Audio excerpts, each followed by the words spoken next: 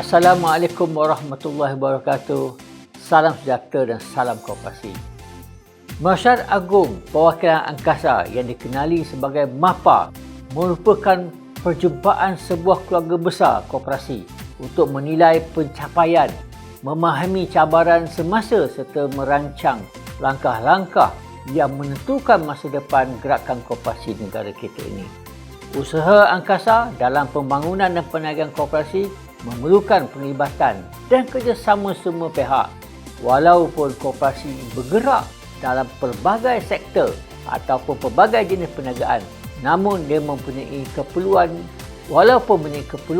yang berbeza, namun kita tetap berkongsi matlamat yang sama, iaitu memperkasa, memperkukuhkan ekonomi rakyat dan meningkatkan kesejahteraan anggota.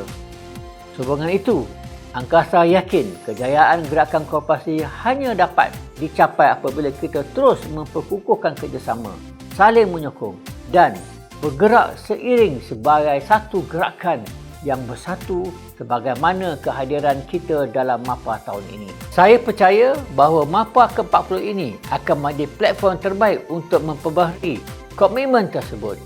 Selamat bersidang kepada seluruh perwakilan Masyarakat Agung Perwakilan Angkasa ke-40. Dari angkasa turun ke bumi, hidup di bumi membuat jasa.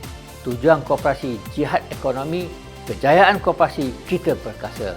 Sekian, terima kasih.